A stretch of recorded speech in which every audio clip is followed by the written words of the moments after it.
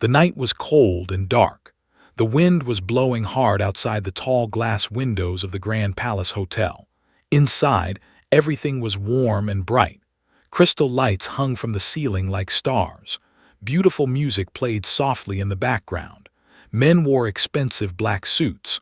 Women wore long dresses that cost more than most people earn in a year. This was the annual charity gala of. He was one of the richest men in the city. Some people said he was worth $5 billion. Others said it was more. Nobody knew for sure, but everyone knew one thing about: he was not a kind man. Stood in the middle of the grand ballroom. He was tall with gray hair and cold blue eyes. He held a glass of champagne in his hand. A fake smile was on his face as he talked to his rich friends. They laughed at his jokes. They agreed with everything he said. That is what people do when someone has a lot of money. They pretend to like them even when they do not.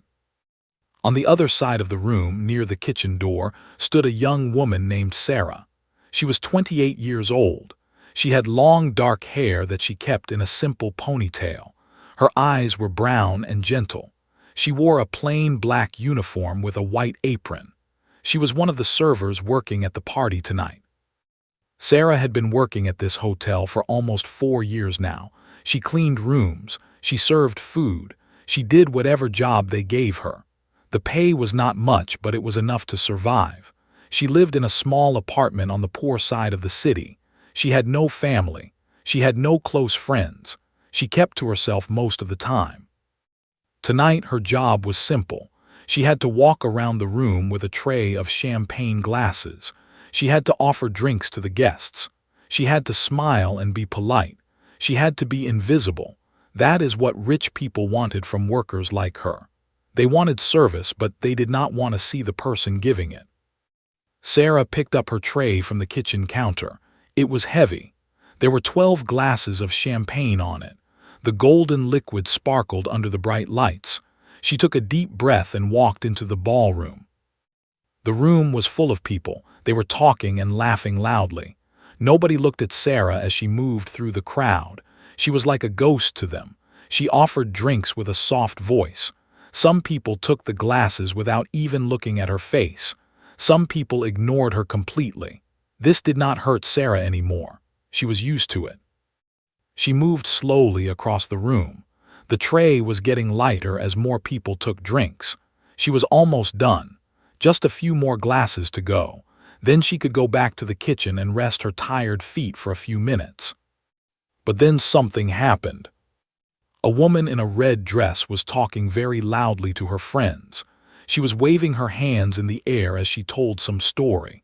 She was not paying attention to anything around her. Sarah tried to walk past her carefully, but the woman suddenly stepped backward without looking. She crashed right into Sarah. The tray flew out of Sarah's hands. Glasses fell to the floor and broke into pieces. Champagne spilled everywhere. Some of it landed on the woman's expensive red dress. The woman screamed like she had been attacked. The whole room went silent. Everyone turned to look. Sarah was standing there with her empty hands still raised. Broken glass was all around her feet. Her face had gone completely white with fear. She knew she was in big trouble. The woman in the red dress looked down at her wet dress. Her face turned red with anger. "You stupid girl," she shouted. "Do you have any idea how much this dress costs? This is a designer original. It costs more than you will ever make in your entire life." Sarah's hands were shaking. "I am so sorry, madam," she said quickly. "Please forgive me. It was an accident. I did not mean to." "An accident?" the woman shouted even louder. "You ruined my dress. You should not even be allowed to work here. You are too clumsy and stupid." Sarah felt tears coming to her eyes. She blinked hard to stop them. She could not cry here, not in front of all these people. She kept her head down and continued to apologize. The crowd was watching like this was some kind of show. Some people were shaking their heads. Others were whispering to each other. A few were even smiling, enjoying the drama. Then the crowd parted and walked forward. He moved slowly, like a king walking through his palace. His cold blue eyes looked at the broken glasses on the floor. Then they moved to Sarah's trembling figure. A small smile appeared on his face. It was not a kind smile. It was the smile of a cat looking at a trapped mouse. "Well, well, well," said in a loud, clear voice. "What do we have here?" The woman in the red dress immediately changed her attitude. She smiled sweetly at, "Oh, mister," she said, "this clumsy server spilled champagne all over my dress. She has completely ruined my evening." Nodded slowly. He walked closer to Sarah. He looked her up and down like she was something dirty on his shoe. Sarah kept her eyes on the floor. She could feel her heart beating fast in her chest. "Look at me," commanded. Sarah slowly raised her eyes. She looked at his face. There was no kindness there, only cold amusement. "What is your name?" he asked. "Sarah, sir," she answered in a small voice. "Sarah," he repeated like he was tasting the word. "Tell me, Sarah, how long have you worked at my hotel?" Sarah was confused. She did not know that owned this hotel, but it made sense. He seemed to own half the city. "Almost 4 years, sir," she said. Raised his eyebrows. 4 years, and in 4 years you have not learned how to carry a simple tray of drinks. Some people in the crowd laughed. Sarah's face burned with shame. She wanted to explain that it was not her fault. The woman had stepped into her, but she knew nobody would believe her. Nobody ever believed the poor worker over the rich guest. "I am very sorry, sir," Sarah said. "It will not happen again. I will pay for any damage. Please, I need this job." Laughed. It was a cold, cruel laugh. "You will pay for the damage. With what money? I doubt you make enough in a month to pay for one of these champagne glasses." More laughter from the crowd. Sarah felt the tears coming again. She fought hard to hold them back. Turned to the crowd with a big smile. He was enjoying this. He was enjoying making this poor woman suffer in front of everyone. This was entertainment to him. "Ladies and," he announced loudly, "it seems we have a problem. One of our staff members has caused damage to a valued guest. What should we do about this?" People in the crowd started shouting suggestions. Some said she should be fired immediately. Some said she should clean the whole hotel as punishment. Some made even suggestions. They were all laughing and having fun at Sarah's expense. Sarah stood there silently. She had never felt so small in her entire life. She was surrounded by hundreds of people, but she had never felt more alone. These people did not see her as a human being. To them, she was just a servant, a nobody, someone to laugh at and forget. Held up his hand and the crowd became silent again. He had that power. When raised his hand, everyone stopped and listened. "I have an idea," he said with that cruel smile still on his face. He turned and pointed to something across the room. Sarah looked in the direction he was pointing. In the corner of the ballroom there was a beautiful grand piano. It was black and shiny. It looked very expensive. Sarah felt her heart stop for a moment when she saw it. "That piano," said, "has been sitting there all night with no one to play it. The musician I hired got sick and could not come. Such a waste." He turned back to Sarah. His eyes were sparkling with cruel amusement. "Tell me, Sarah," he said slowly, "can you play the piano?" Sarah did not answer. She just stared at him with wide eyes. Her face had gone even paler than before. Laughed at her silence. "I did not think so. People like you do not have time for such things, do you? You are too busy working and surviving." The crowd laughed again. Was having the time of his life. He loved making people feel small. It made him feel big and powerful. "But let us make this interesting," continued. He reached into his jacket and pulled out his wallet. He took out a thick stack of money. It looked like thousands of dollars. "Here is my offer," he said loudly so everyone could hear. "If you can sit down at that piano and play something beautiful, I will give you $10,000. I will also forgive the damage you caused tonight.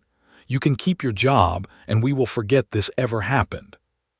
Sarah looked at the money in his hand. $10,000. That was more money than she made in many months of hard work. It could change her life. It could pay her rent for a long time.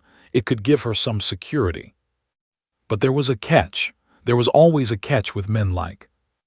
However, said, and his smile grew even wider, if you cannot play, if you sit there and make a fool of yourself, then you must get down on your knees.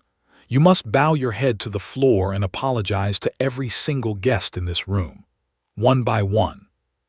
The crowd gasped and then laughed. This was getting interesting. This was the kind of drama they lived for.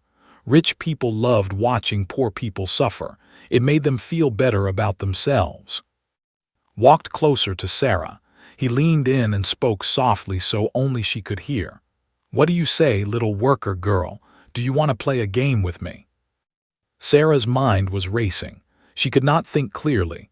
Her hands were still shaking. Her heart was beating so fast she thought it might explode.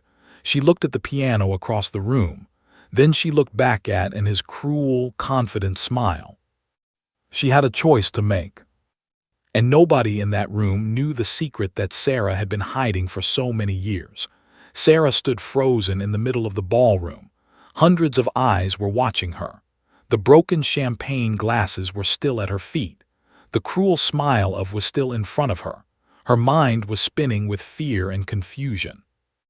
Well, said impatiently, I am waiting for your answer. Will you accept my challenge or are you too scared? Sarah opened her mouth to speak, but no words came out. Her throat was dry. Her legs felt weak. She wanted to run away and hide, but she knew that was not possible. If she ran, she would lose her job for sure. She would be thrown out on the street with nothing. The woman in the red dress laughed loudly. Look at her. She is so scared she cannot even speak. This is pathetic. Other guests started laughing too. They were all looking at Sarah like she was some kind of animal in a zoo. She was their entertainment for the night, their joke, their victim. Raised his hand again and the laughter stopped. He took a step closer to Sarah. His expensive cologne filled her nose. It was too strong. It made her feel sick. Let me make this easier for you, said in a soft, dangerous voice. If you refuse to play, I will have you fired right now. Tonight.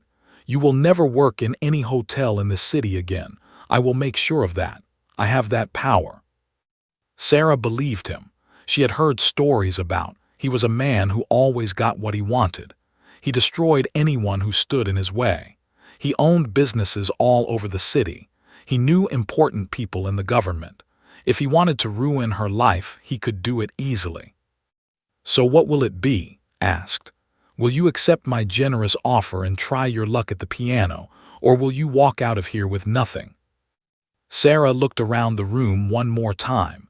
Everyone was waiting. Some people had taken out their phones. They were recording this moment. They wanted to capture her humiliation and share it with the world. She thought about her small apartment. She thought about her empty refrigerator. She thought about the bills she could barely pay each month. She thought about how hard it was to find a job these days. If she lost this one, she did not know what she would do. But then she thought about something else, something from long ago, something she had tried very hard to forget. Sarah closed her eyes for a moment. When she opened them again, there was something different in them. A small spark, a tiny flame that had been sleeping for many years. I will do it, she said quietly. His eyebrows went up in surprise. He had expected her to cry and beg for mercy. He had expected her to refuse and run away in shame. He had not expected her to accept. What did you say? He asked. Sarah lifted her chin slightly. I said I will do it. I will play the piano. A murmur went through the crowd.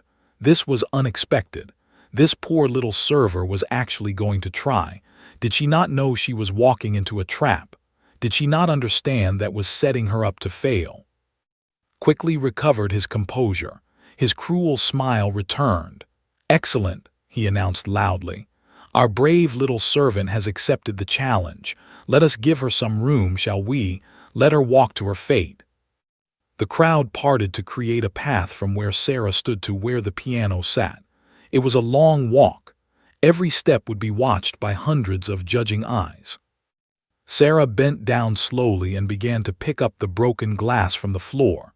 Her hands were still shaking, but she worked carefully. She did not want to cut herself. Laughed, "Leave that. The cleaning staff will take care of it. We do not have all night." Sarah stood up straight. She wiped her hands on her apron. Then she started walking toward the piano. Each step felt like it took forever. The crowd was silent now. They were all watching her closely. Some people were smiling cruelly, waiting for her to fail. Others looked confused. Why would a simple server accept such a challenge? She had no chance of winning. This was going to be a disaster. Sarah kept her eyes focused on the piano. She did not look at the faces around her. She did not want to see their mocking smiles. She just kept walking, one foot in front of the other. As she walked, memories started coming back to her. Memories she had buried deep inside her heart. Memories of a different time, a different life. A time when she was not Sarah the server. A time when she was someone else entirely. She remembered a little girl sitting at a piano for the first time. Her small fingers barely reached the keys. But when she pressed them, something magical happened. Music came out. Beautiful, wonderful music. She remembered her mother sitting next to her, teaching her the notes. Her mother had been a piano teacher. She was not famous or rich, but she loved music more than anything in the world. She passed that love to her daughter.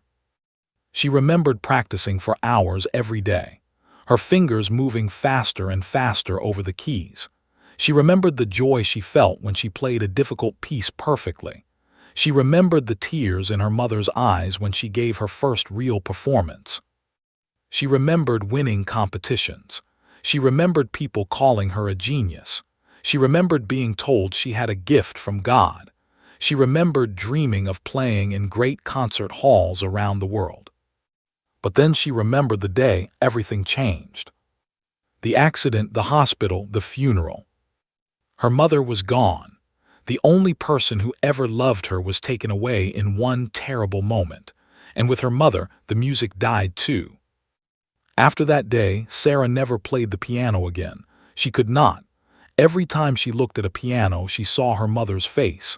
She heard her mother's voice. The pain was too much to bear. So she ran away from her old life. She changed her name. She moved to a new city where nobody knew her. She took simple jobs where nobody asked questions. She became invisible. She became Sarah the server, a nobody, a ghost. For 10 years she had not touched a piano. For 10 years she had kept her secret hidden. Nobody knew who she really was. Nobody knew what she could do. Until tonight. Sarah reached the piano and stopped. She stood there looking at it. It was a beautiful instrument, a grand piano, black and shiny, just like the one her mother used to have, just like the one she used to play every single day. The crowd was getting restless. They were waiting for the show to begin, walked up behind her. "Having second thoughts?" he asked with a mocking voice. "It is not too late to back out. You can still get on your knees and apologize. It might be less embarrassing than whatever noise you are about to make on that piano."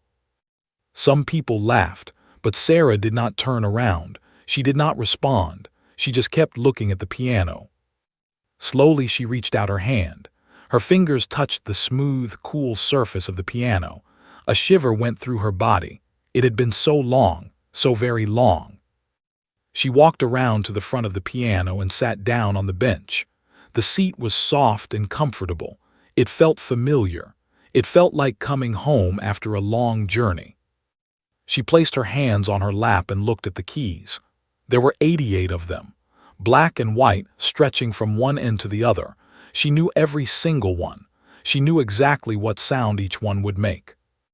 Walked up to the side of the piano. He was still smiling his cruel smile. "Any time now," he said loudly. "We are all waiting." The crowd was completely silent. Everyone was watching. Phone cameras were recording. This was the moment of truth. Sarah lifted her hands slowly. She held them above the keys. They were shaking, not from fear anymore, from something else, something deeper. She closed her eyes. In the darkness behind her eyelids, she saw her mother's face, beautiful and kind, with the same brown eyes that Sarah had. Her mother was smiling, the same smile she always had when she heard Sarah play.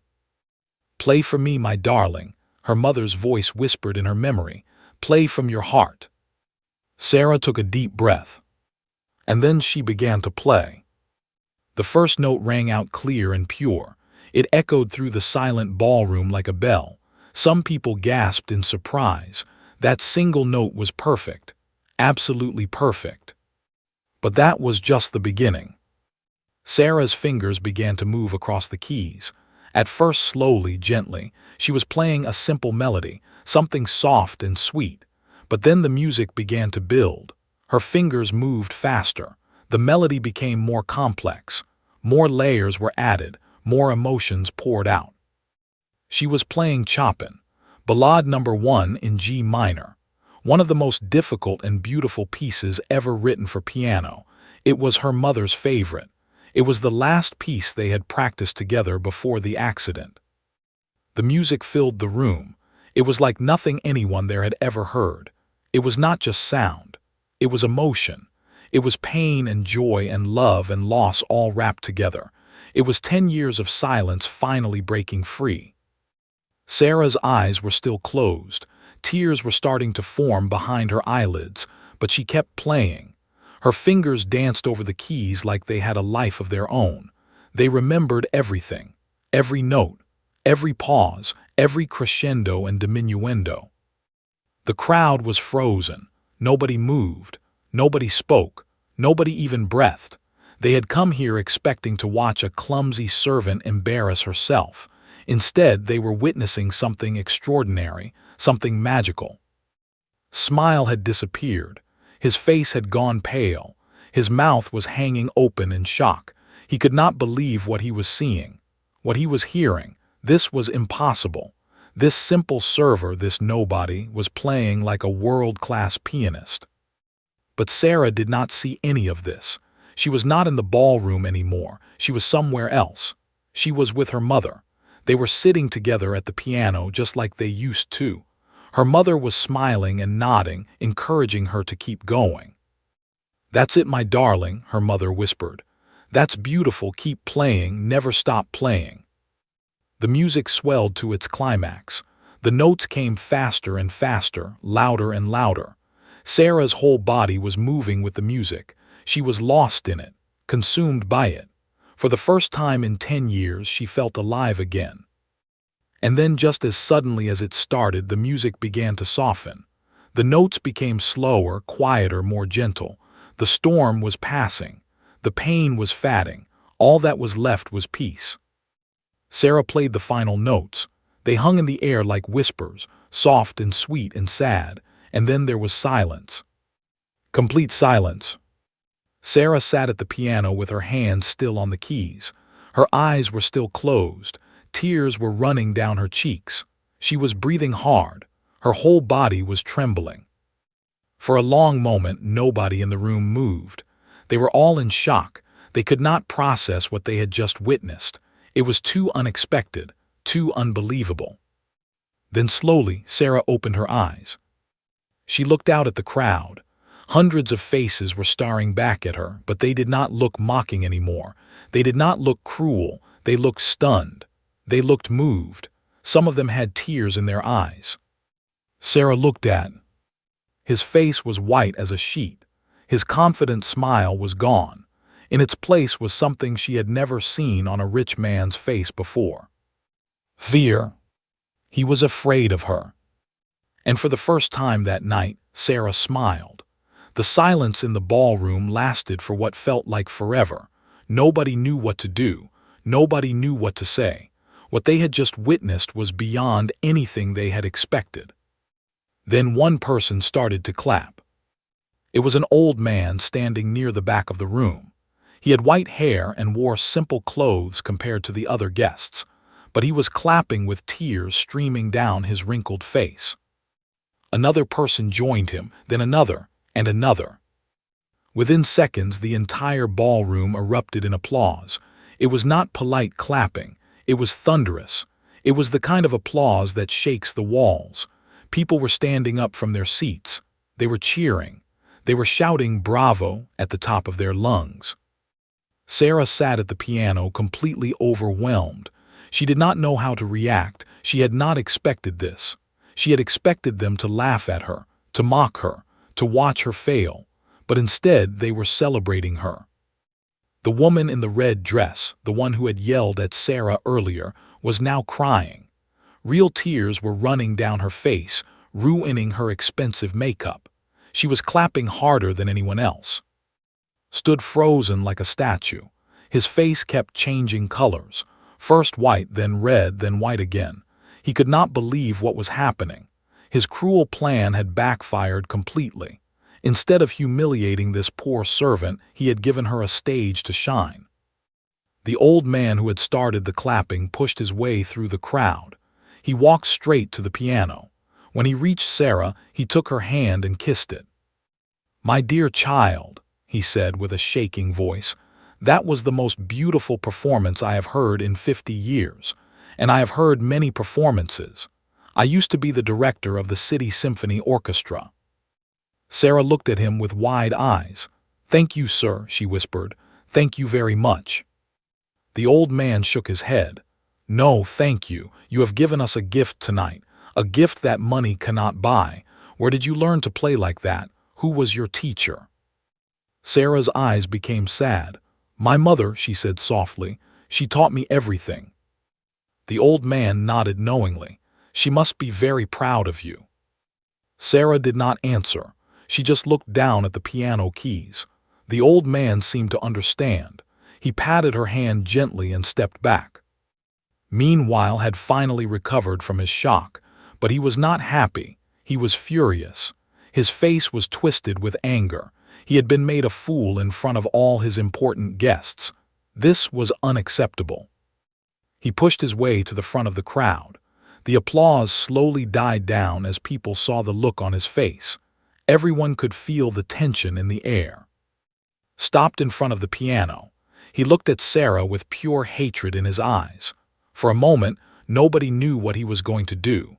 Some people were worried he might do something violent. But was smarter than that. He knew how to save face. He knew how to turn any situation to his advantage. That was how he had become a billionaire. He forced a smile onto his face.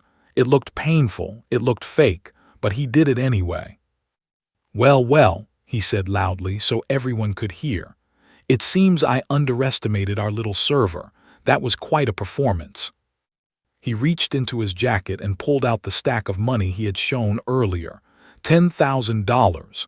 He held it out to Sarah. "A deal is a deal," he said through clenched teeth. "You played beautifully. The money is yours." Sarah looked at the money in his hand. $10,000. It could solve so many of her problems. It could make her life so much easier. All she had to do was take it. But something had changed inside her. Playing that piano had awakened something, a strength she had forgotten she had, a pride she had buried long ago. She stood up from the piano bench. She looked directly in the eyes.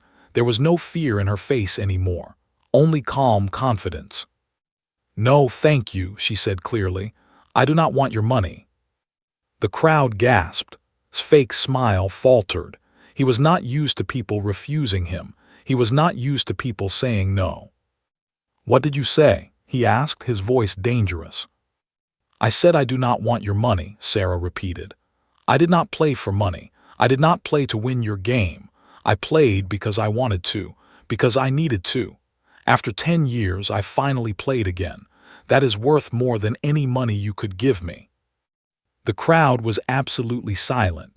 Everyone was watching this incredible scene. A poor server was standing up to the most powerful man in the city. It was unheard of. His face was turning red with anger. "You stupid girl," he hissed. "Do you know who I am? Do you know what I can do to you?" Sarah nodded calmly. "Yes, I know who you are. You are a rich man who likes to hurt people weaker than him. You enjoy watching others suffer. It makes you feel powerful. But tonight, you learned something important." She took a step closer to him. Despite being smaller than him, she suddenly seemed bigger, stronger, more powerful. "You learned that you cannot always win," she said. "You learned that some things cannot be bought with money, and you learned that the people you look down on might be more than you think they are." The crowd was completely mesmerized. Some people were recording everything on their phones. This was the most exciting thing that had happened at any party they had ever attended. Was shaking with rage. Nobody had ever spoken to him like this. Nobody had ever dared. He wanted to destroy this woman. He wanted to crush her like an insect. But he could not. Not here. Not in front of all these witnesses. Too many phones were recording. Too many important people were watching. If he did anything now, it would ruin his reputation forever. So he did the only thing he could do. He laughed. It was a cold, bitter laugh. "Very brave," he said. "Very stupid, but very brave. Do you think this changes anything?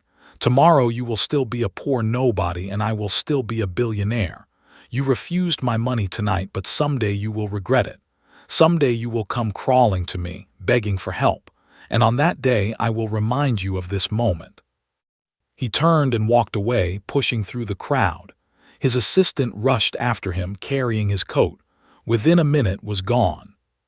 But the party was far from over. The old man, the former orchestra director, approached Sarah again. This time many other guests followed him. They all wanted to talk to her. They all wanted to know who she was. "Please," the old man said, "tell us your story. Where did you learn to play like that? Why are you working as a server?" Sarah hesitated. She had spent 10 years hiding her past, 10 years running from who she really was, but tonight had changed something. Playing that piano had broken down the walls she had built around herself. She took a deep breath. "My name is Sarah," she began, "but it was not always my name. I was born with a different name, a name some of you might recognize." The crowd leaned in closer. Everyone wanted to hear. "My mother was a piano teacher," Sarah continued. "She was not famous, but she was very talented. She started teaching me to play when I was 3 years old. By the time I was 5, I could play pieces that adults struggled with. By 10, I was winning competitions. By 15, I was being called a prodigy." The old man's eyes widened. "A prodigy," he repeated. "What was your name back then?" Sarah paused. This was the moment of truth. Once she said this, she could never take it back. Her secret would be out. "My name was," she said quietly. The old man stumbled backward like he had been struck. His face went white with shock.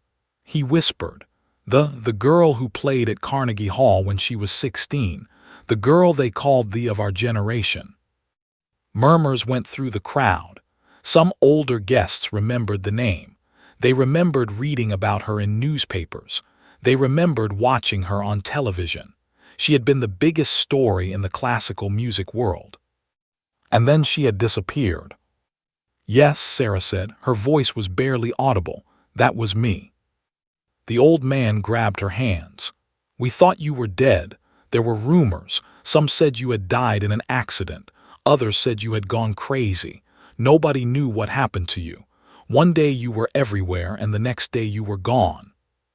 Tears were flowing down Sarah's face now. She could not hold them back anymore. The memories were too strong. The pain was too real. "I did not die," she said, "but a part of me did. My mother died. She was the only family I had, the only person who ever cared about me. We were in a car accident. She did not survive." The crowd was completely silent. Some of the women were crying. Even some of the men were wiping their eyes. "After she died, I could not play anymore," Sarah continued. "Every time I touched a piano, I thought of her. I heard her voice. I saw her face. It was too painful, so I ran away. I changed my name. I started a new life. I tried to forget who I was." She looked around the room. All these rich people were looking at her now, but they were not looking at her with pity. They were looking at her with respect, with admiration. "For 10 years I did not play," Sarah said. "For 10 years I pretended the music did not exist. But tonight, something happened. That man tried to humiliate me. He tried to make me feel small and worthless, but instead he gave me a gift. She touched the piano gently. He reminded me of who I really am. He reminded me that I am not just a server, I am a pianist. I am my mother's daughter, and I will not hide anymore. The crowd erupted in applause again. People were cheering. People were crying. It was the most emotional moment any of them had ever experienced. The old man, the former orchestra director, pulled out a business card from his pocket. His hands were shaking as he gave it to Sarah. "My name is Robert," he said. "I may be retired, but I still have many connections in the music world. Please call me. Let me help you. The world needs to hear you play again." Sarah took the card and looked at it. A small smile appeared on her face. For the first time in 10 years, she felt something she had almost forgotten. Hoping. The party continued late into the night, but the mood had completely changed. Nobody was talking about business or money anymore. They were talking about Sarah. They were talking about her music. They were talking about the incredible thing they had witnessed. And somewhere in the city, sat alone in his expensive mansion. He was drinking whiskey and staring at the wall. He was thinking about the woman who had embarrassed him tonight, the woman who had refused his money, the woman who had looked him in the eyes without fear. He was thinking about revenge. But that is a story for another day. The morning after the gala, Sarah woke up in her small apartment. For a moment she thought everything had been a dream. The party, the piano, the applause, it all seemed too unreal. But then she saw the business card on her bedside table. Robert, former director, City Symphony Orchestra. It was real. It had all really happened. Sarah got out of bed slowly. Her whole body was tired. She had not slept well. Her mind had been racing all night with memories and emotions. She walked to her small kitchen and made herself some tea. Her apartment was tiny, just one room with a small bathroom. The walls were thin. She could hear her neighbors talking through them. The paint was old and peeling. The floor creaked when she walked.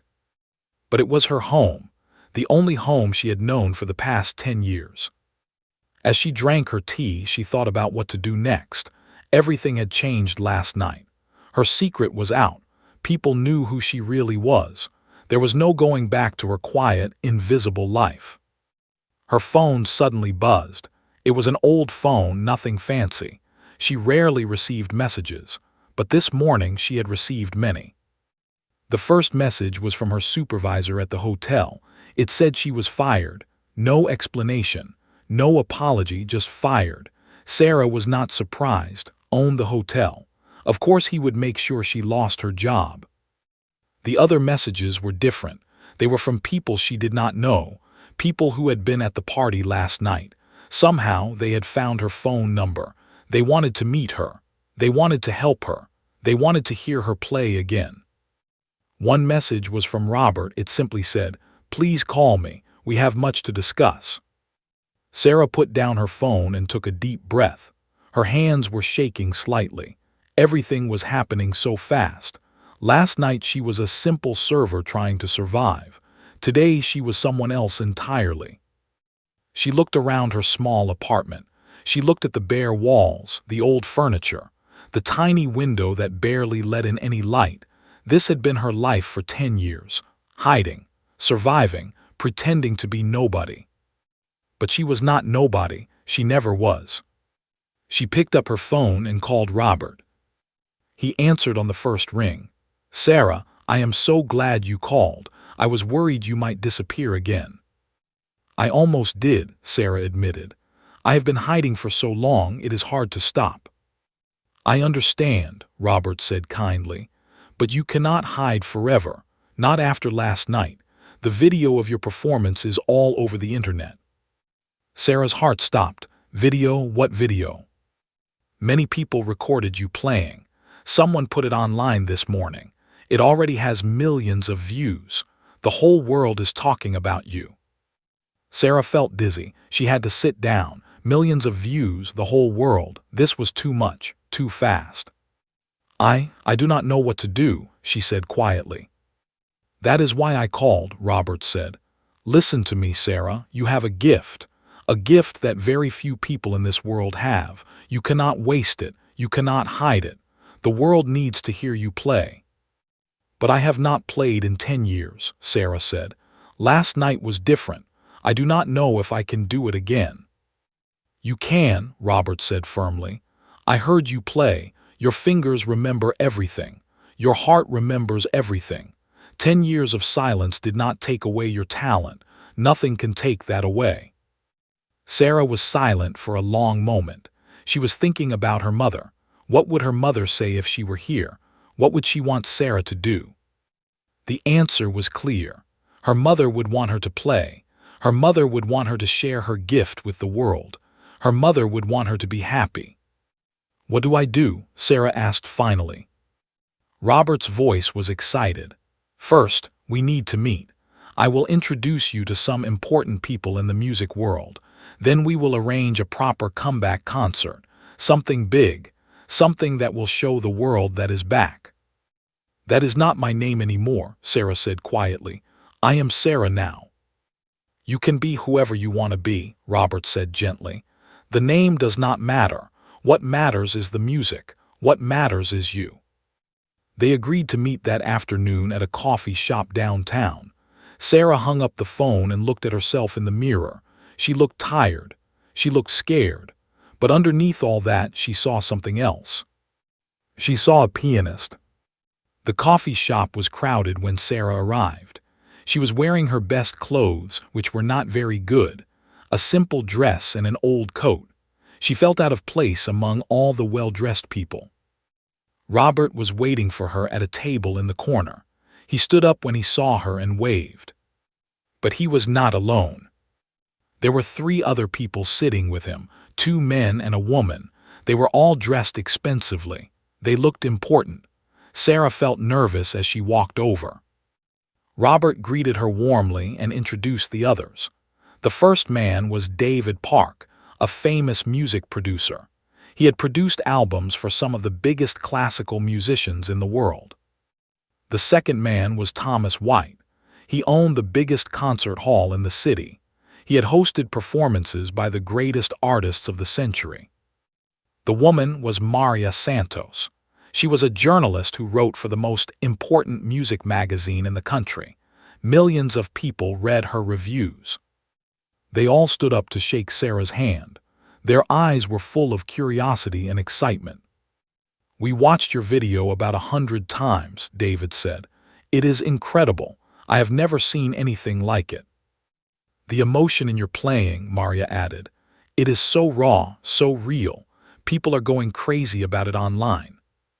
Thomas nodded seriously. I want you to perform at my concert hall. A full show, just you and a piano. We will sell out every seat in minutes. Sarah sat down slowly. This was overwhelming. Yesterday she was serving champagne. Today she was being offered a concert hall performance. I do not know if I am ready for this, she said honestly. I have not played properly in 10 years. Last night was special, but it was also terrifying. I do not know if I can do it again. Robert put his hand on her shoulder. Nobody expects you to be perfect right away. We will take our time. We will practice. We will prepare. And when you are ready, we will show the world. David leaned forward. We will give you everything you need. A proper piano, a practice space. The best teachers if you want them, anything you need. Why? Sarah asked. Why would you do all this for me? The table went silent. They all looked at each other. Finally, Maria spoke. Because real talent is rare. Because what you did last night was not just playing music. It was magic. The world has been missing that kind of magic, and we want to bring it back. Sarah felt tears coming to her eyes. For so long she had felt worthless. For so long she had believed she was nothing.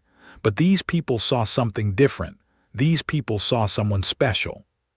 There is something else, Thomas said carefully. Something you should know. Sarah wiped her eyes. What is it? He is not happy about what happened last night. He is telling people that you cheated somehow, that the whole thing was a setup. He is trying to ruin your reputation before it even starts." Sarah's heart sank. Of course, she had embarrassed a powerful man. That man would not just let it go. He would come after her. He would try to destroy her. "What can I do?" she asked. Robert smiled. "You fight back, not with words, not with anger, with music. You show the world who you really are. You show them what you can do, and then nobody will believe his lies." David nodded. "We have a plan. 2 weeks from now, Thomas is hosting a big charity concert. Many important people will be there. Musicians, politicians, celebrities. We want you to perform." 2 weeks, Sarah said, shocked. "That is too soon. I am not ready." "You will be," Maria said confidently. "We will all help you. We will make sure you are prepared. And when you walk onto that stage, you will show everyone the truth." Sarah thought about it. 2 weeks to prepare for the most important performance of her life. 2 weeks to prove that she was not a fraud. 2 weeks to face her fears and her past. It seemed impossible. But then again, everything that had happened in the last 24 hours seemed impossible. She took a deep breath. "Okay," she said, "I will do it." The table erupted in smiles and congratulations. They spent the next hour making plans. David arranged for Sarah to use his private music studio. Thomas confirmed the date of her performance.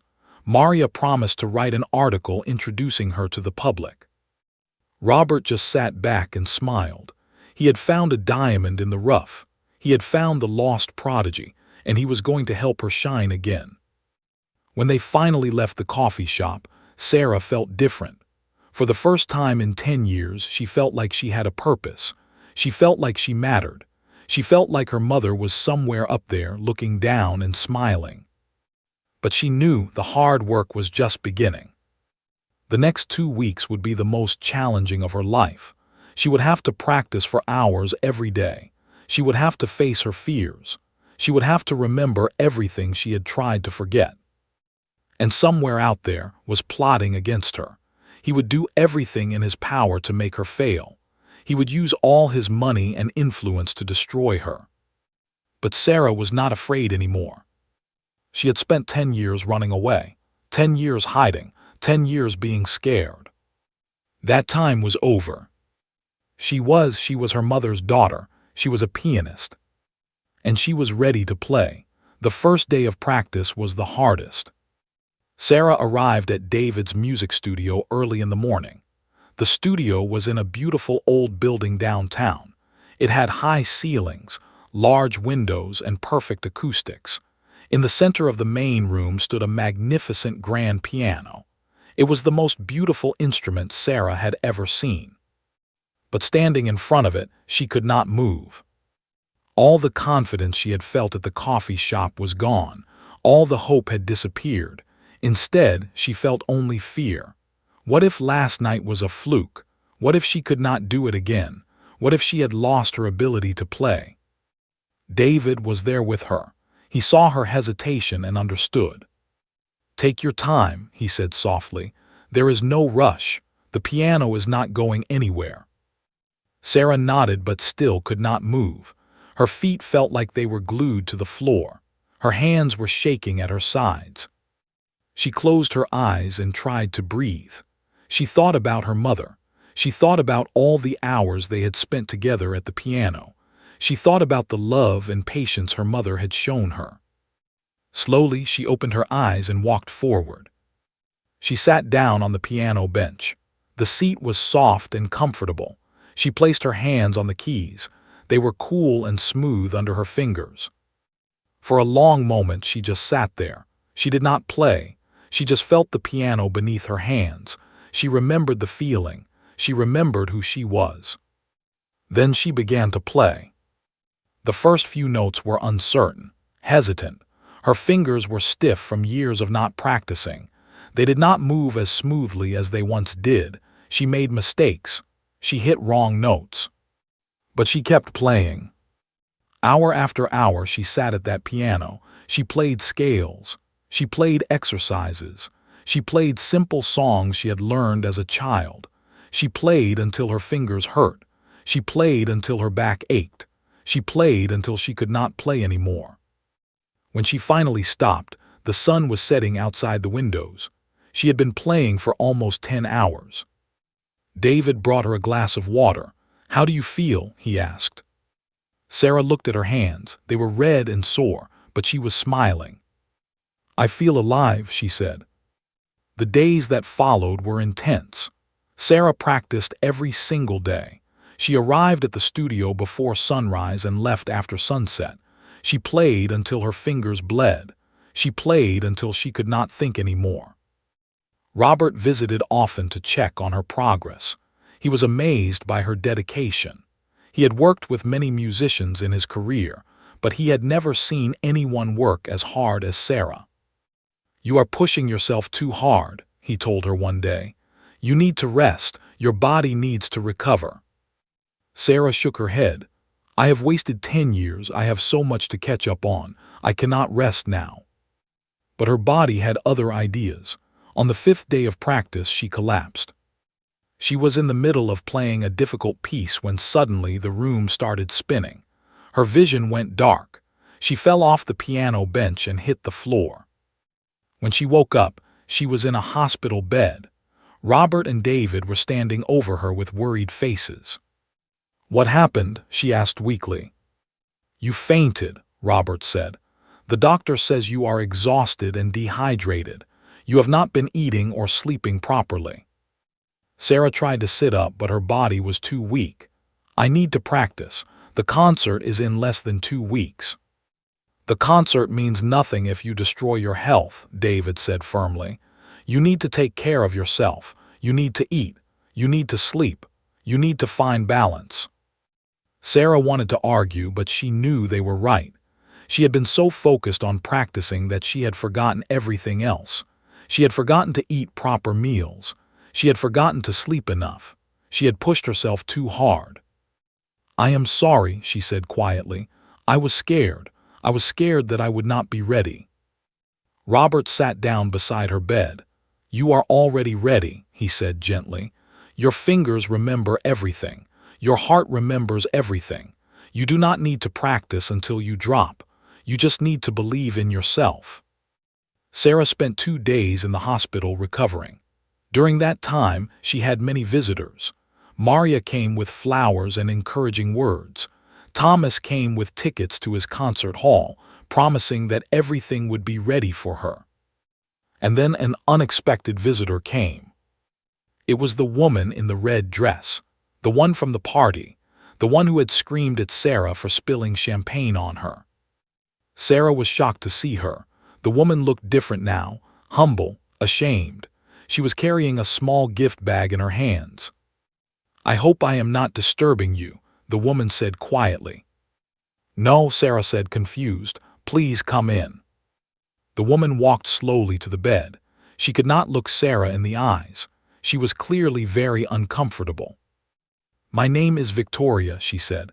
"I wanted to apologize for that night, for the way I treated you. I was horrible to you. I was cruel. I am so ashamed of myself." Sarah did not know what to say. She had not expected this. Victoria continued, "When I saw you play, something changed in me. I realized that I had been treating people badly for years. I had become just like. I looked down on people because of their jobs. I judged them because of their clothes. I was a terrible person." Tears started falling down Victoria's face. "That night I saw the truth. You were more talented, more graceful, more dignified than anyone in that room, and I had treated you like dirt. I am so sorry. I am so sorry." Sarah reached out and took Victoria's hand. "I forgive you," she said simply. Victoria looked up in surprise. "Really? After everything I said?" Sarah nodded. "Holding on to anger does not help anyone. It only hurts the person who holds it. My mother taught me that. She said that forgiveness is the greatest gift we can give." Victoria burst into tears. She hugged Sarah tightly. "Thank you," she whispered. "Thank you so much." When Victoria left, Sarah felt lighter. Forgiving her had felt good. It had felt healing. It was another step in letting go of the past. After leaving the hospital, Sarah returned to practice. But she was smarter this time. She ate regular meals. She slept at least 7 hours every night. She took breaks to rest and stretch. And her playing improved dramatically. With each passing day, she became more confident. Her fingers moved faster. Her music became more beautiful. The years of rust were falling away, revealing the brilliant pianist underneath. 1 week before the concert, something unexpected happened. Sarah was practicing at the studio when the door opened. She looked up, expecting to see Robert or David. But it was not them. It was a young man she did not recognize. He was tall with dark hair and kind eyes. He was carrying a briefcase and looking around the studio with wonder. "Can I help you?" Sarah asked. The young man smiled nervously. "I hope so. My name is James. Sarah's blood ran cold, the same last name as. "Are you related to?" she asked carefully. James sighed. "Unfortunately, yes, he is my father." Sarah stood up from the piano bench, her hands clenched at her sides. "What do you want? Did he send you here?" "No," James said quickly. "He does not know I am here. In fact, he would be furious if he found out. I came on my own." "Why?" James took a deep breath. "Because I wanted to meet you. I watched the video of you playing. It was the most beautiful thing I have ever heard. And I also watched what my father did to you. It made me sick." He walked closer, his eyes filled with sincerity. "My father is not a good man. He has done many terrible things to many people. I have spent my whole life watching him hurt others for his own amusement. I always felt powerless to stop him." "But you stood up to him," James continued. "You refused his money. You looked him in the eyes and told him the truth. Nobody has ever done that before. It was the bravest thing I have ever seen." Sarah was confused.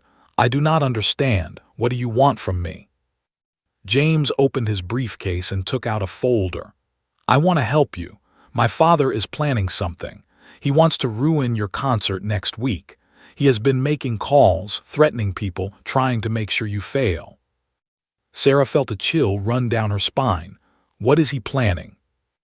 "I do not know everything," James admitted. "But I know he is dangerous. He will do anything to protect his pride. He cannot stand the fact that you embarrassed him." He handed the folder to Sarah. "These are documents, evidence of some of my father's illegal business deals, things he does not want the public to know about." Sarah looked at the folder but did not take it. "Why are you giving this to me?" "Because if he tries to hurt you, you can fight back. These documents could destroy him. They are your protection." Sarah thought about it carefully. Taking these documents would be a powerful weapon, but it would also mean entering a war with one of the most powerful men in the city.